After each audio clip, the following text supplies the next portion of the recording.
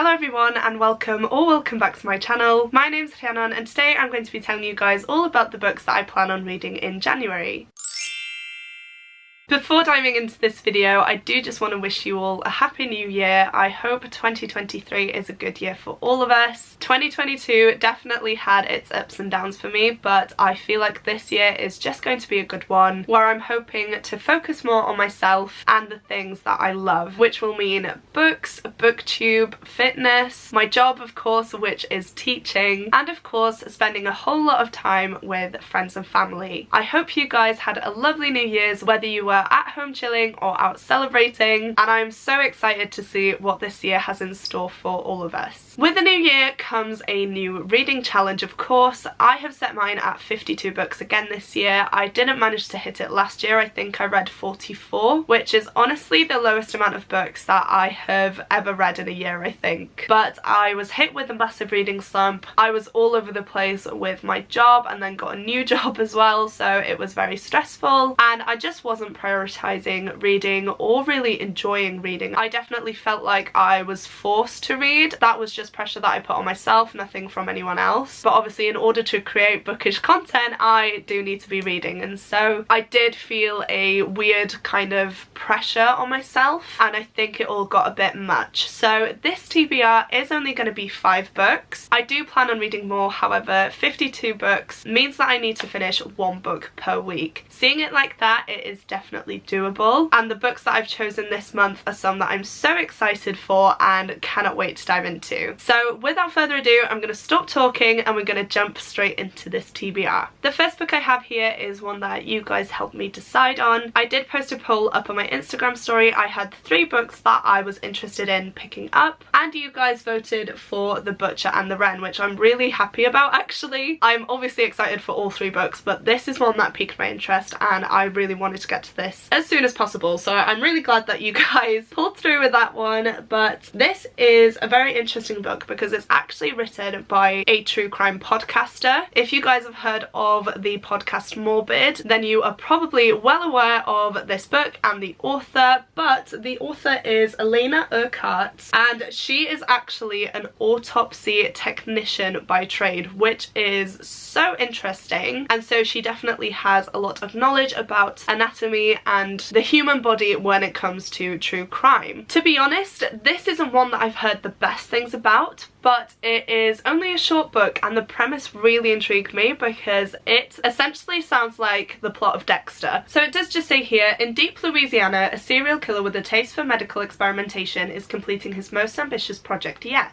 The media call him the Butcher, and so far he's proved impossible to catch. With her encyclopedic knowledge of humanity's darkest minds and years of experience examining their victims, forensic pathologist Dr. Wren Muller is the best there is. The longer the Butcher's killing spree continues, the more determined she is to bring him to justice, and yet he continues to elude her. As body after body pile up on Wren's examination table, her obsession grows. Pressure to put an end to the slaughter mounts, and her enemy becomes more brazen. How far is Wren willing to go to draw the Butcher into the light? So that just sounds amazing in itself, but then there's also a quote on the back that says, perfect for fans of Dexter, pitting a brutal serial killer against a determined medical examiner. The story is a pulse-pounding race against time, and the details the author weaves in due to her unique background as an autopsy tech heighten the realism and the suspense. I don't know how many of you guys know this, but I have a deep fascination with true crime. I watch a true crime video or documentary every single day. It is something that I'm just really interested in, especially the psychology behind why people commit the crimes that they do, what is going through their heads. I just think it's such an interesting topic, and so this should be the perfect book for me. Despite hearing people's differing opinions, I'm very excited to dive into this. I haven't actually listened to Morbid. The true crime podcast that I tend to listen to is Mile Higher, but I do think I will give it a go now that I'm more aware of it, and the fact that I've now found out that the podcaster is also an autopsy technician, again, blows my mind. But yeah, I'm definitely excited to dive into this one. It is a short book though, so I'm not sure how compelling it's going to be. We shall have to see, but I am going to film a reading vlog for the majority of these books. I am planning on posting weekly reading vlogs again, so if you would like to hear my thoughts on this book and the rest of the books in the pile, definitely make sure to click the subscribe button and check out my weekly reading vlog playlist. Next up, we have another murder mystery thriller type of book, and that is Five Survive by Holly Jackson. This is Holly Jackson's newest release, and I had to pre-order it as soon as I was aware of it, because if you don't know, she is the author of the A Good Girl's Guide to Murder series, which is one of my all-time favourite series ever. That is also a YA murder mystery series that is so detailed and complex and just mind-blowing, so if you haven't read that, I would highly recommend. But as I mentioned, this is her newest book. It has only just been released. I managed to get my hands on a gorgeous Waterstones exclusive edition, which I'm very happy about, and this again just sounds like my type of thing. It's definitely the type of book I want to be reading at the minute, as it's a more fast-paced book, which does of course have a mystery thriller element to it. All I know about this one is that we follow a group of friends who decide to go on a road trip. However, when their RV breaks down in the middle of nowhere, they soon realise that this was no accident.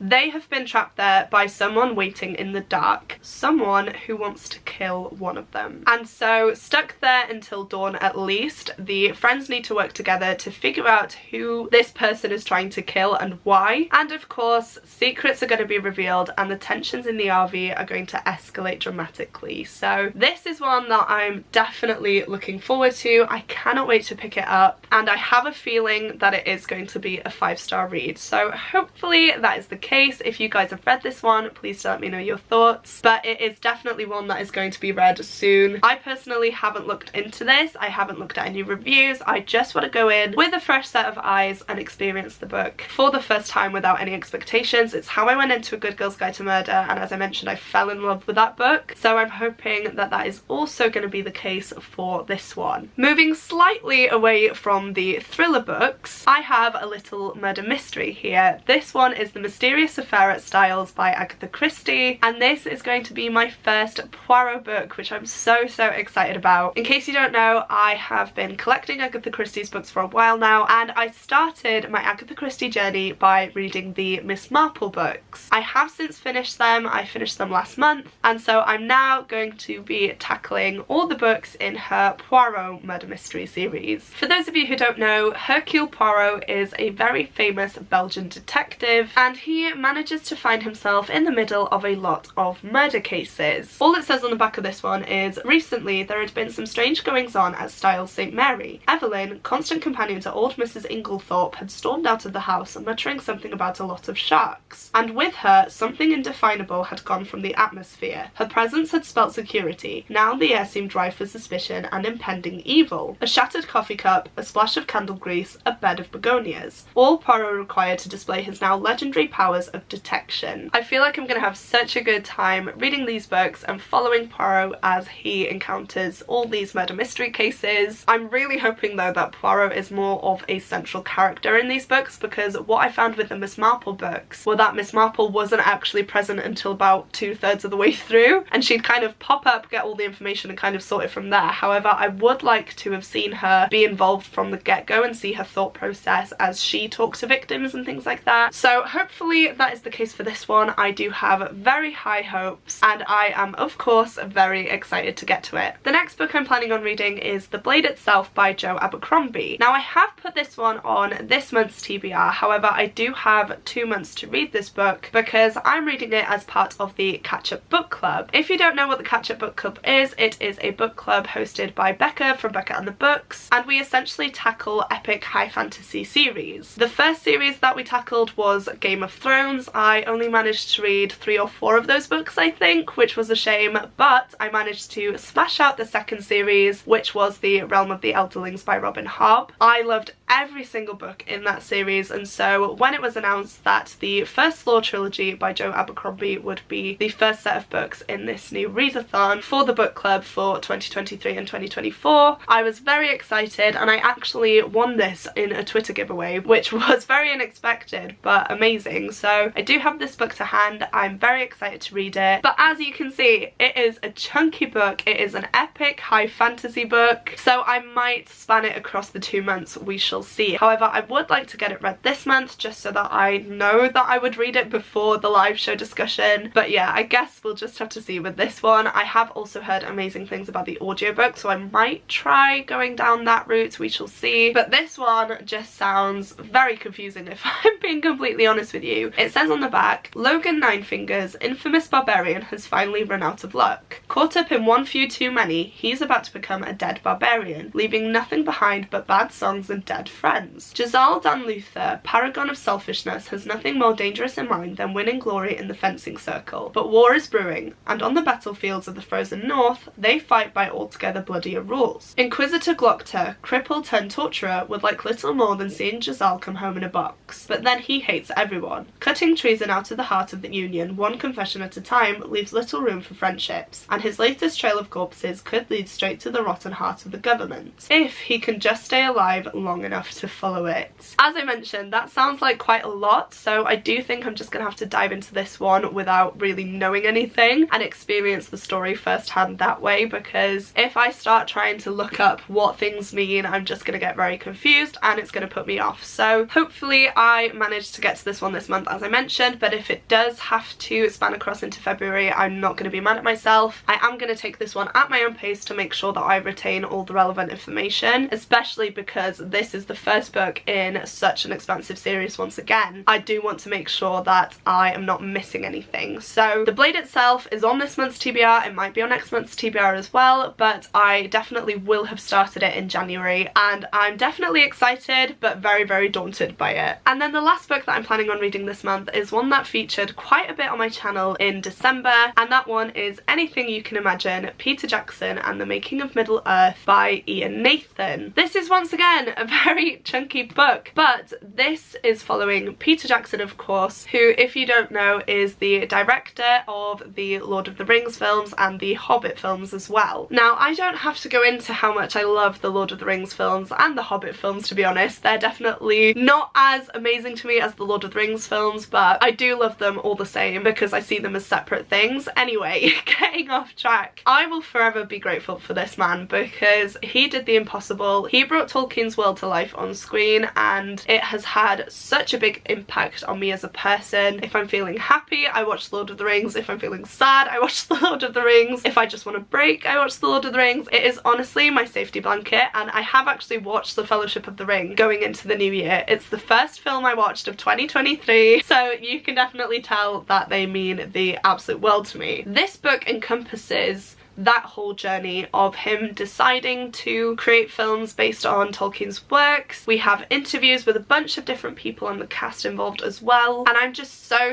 excited to finally read this and get a bit of an insight into Peter Jackson's mind. Obviously, I am aware that Peter Jackson isn't the author of this book, however, I've heard nothing but amazing things about it. It has some really cool photos in here as well, which I will show you. So this is just a little example of what is featured in this book. Of course, there aren't photos all the way through, there are just a select few, but this is one that I wanted to read as soon as I picked it up, and so I'm really happy that I'm going to be reading it in January, and I honestly can't wait, as you can tell by the smile on my face. So there we have it. These are all of the books that I plan on reading in January. If I do manage to read a few more, that would be fantastic, but as I mentioned, I'm not going to put pressure on myself. I have a mix of different genres here, which should hopefully stop me from feeling slumpy. I have some fast-paced thrillers, I have a complex murder mystery, I have an adult high fantasy, and I have a book about some of my favourite films in the whole wide world. So this stack should be a success. Hopefully I managed to read every single one. If you've read any of these books, definitely let me know your thoughts on them down below. I always love hearing your guys' opinions on different books, and it helps me prioritise in which order to get through these as well. So if you have any thoughts, feel free to comment them. If you have made it this far into the video and would like to let me know that you're still here, please go ahead and comment a skull emoji down below. We definitely have a lot of books that involve murder and death in this stack, so I feel like that is definitely a morbid but fitting emoji, which you can comment to let me know that you were here, even if you don't have anything in particular that you would like to say. As well as that, please don't forget to click the like button if you like this video, and the subscribe button if you'd like to see more content from me. Thank you guys so much for watching. It truly does mean the world to me, and I will see you soon in my next video. Goodbye!